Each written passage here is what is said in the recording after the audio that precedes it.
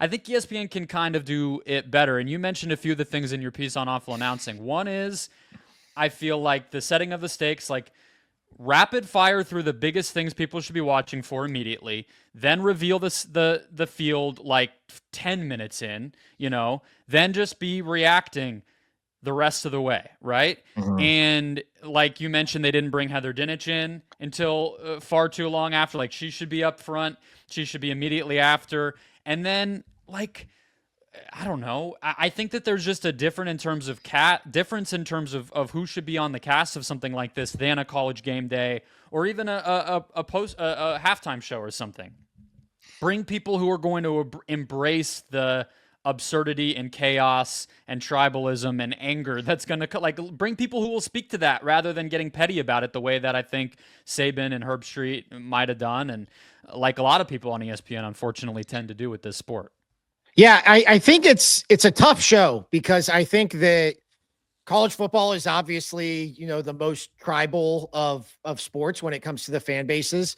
And it's also the most subjective postseason. Like you're literally having a committee pick teams. And so that's always going to lend itself to a debate. And not only is it a debate, but it's a debate between the most passionate fan bases in the world. Like imagine if we had this for the NFL, which I don't even know if you can compare the passion of NFL fans to some of these college football, the blue blood programs. But if you had like the Dallas Cowboys, a debate about whether or not they should get in into the NFL playoffs based on subjective, arbitrary criteria, like or that the would Champions be League. You know what I mean? right. Imagine Yeah. like Man City fans are rioting in the streets because some old guy said that their win 2 weeks ago wasn't quite as good as they thought it was, right?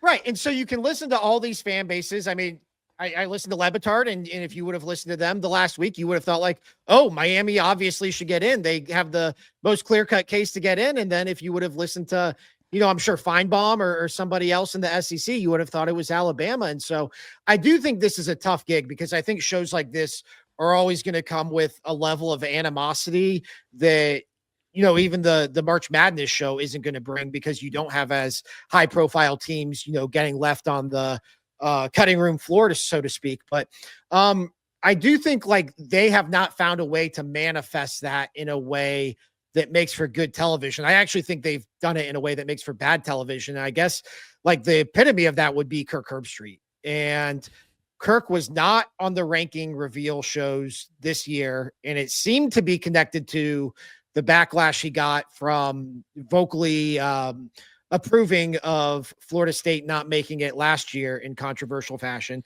Florida State's one of the most passionate fan bases, spent all year coming after him.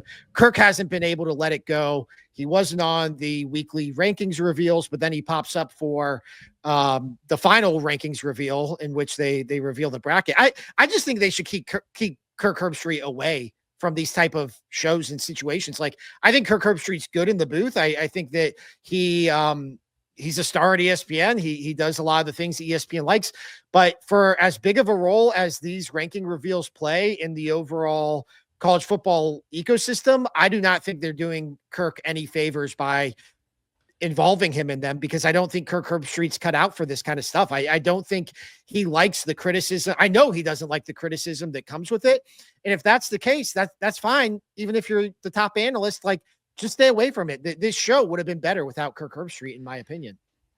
Yeah, I think some of the issues with the show are that ESPN is still so married to television, right? Like some of the staging and the pacing of it is just not what people want anymore. And the Brett McMurphy thing is kind of like epitomizing that, where it reminded me of like the NBA draft and how Woj used to just tweet out the picks. And it's like, do the draft differently, adjust to the fact that Woj can tweet the picks and we'll still watch. But if you keep pretending like Woj can't just tweet the picks, then we're all just going to turn it off, Yeah. But some of the other problems I feel like are, I do just come back to the talent of it. And I think Booger is perfect for it. You know who else I feel like would be really good is Robert Griffin. Like I think him on a show like this, it kind of would be perfect. And it honestly, a couple of the things we're going to get to the rest of the show, like go younger, think outside of ESPN maybe for some of this stuff. And I mean, they do it with the guest pickers. Bring some people who are diehard representatives of their school, especially as there's now more. It's not just four, and there's, kind of more to talk about, less just spinning in circles about the whole thing.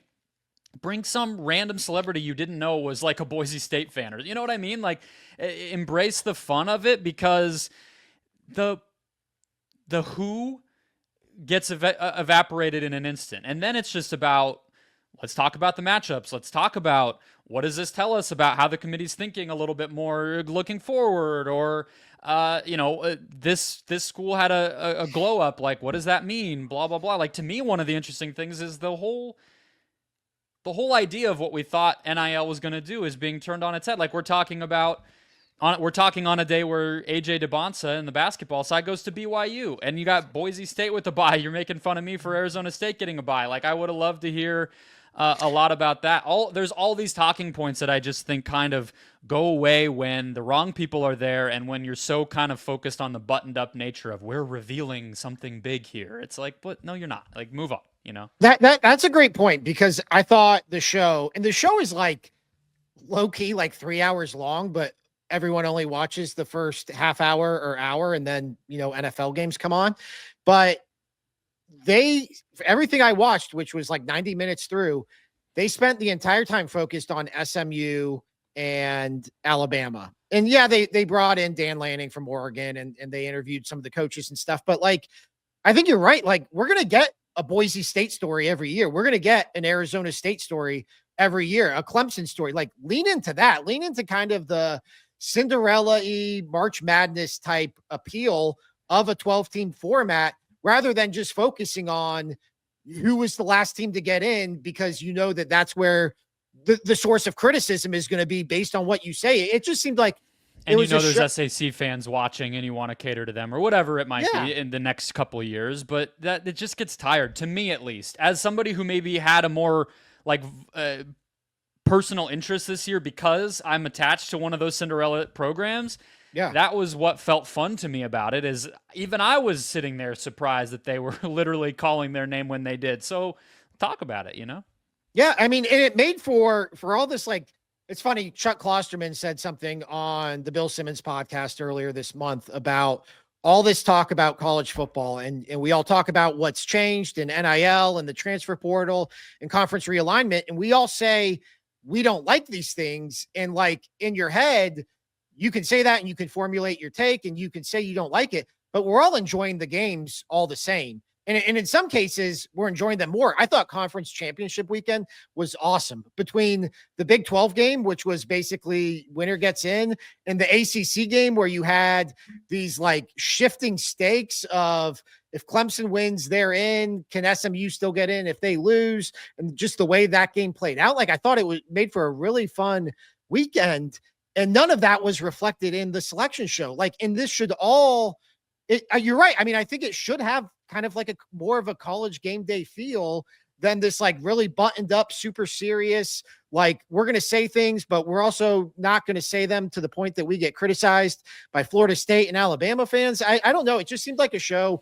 And I mean, to be honest, I think this is Herbstreit kind of looming over all this. It felt like a show that was like too online, that there was too in its own head. Herbstreitified. Yeah.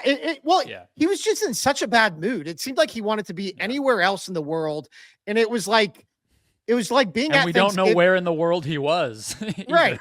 Yeah. He was remote. So we don't even know where he was, but it felt like Thanksgiving, where like you have one relative who's just in a bad mood, and you're not going to be able to move on with dinner until this relative gets whatever he or she has to say off their chest, or until they go home for the night. And it just seemed like Kirk Herbstreit was very wanted to be anywhere else in the world. I really don't understand why they had him on the show. His insistence on saying he won't do things and then doing them anyway, and then getting mad at the response to doing them, is exhausting to me. Whether it's about college football or any of the other numerous things that he likes to weigh in on the internet.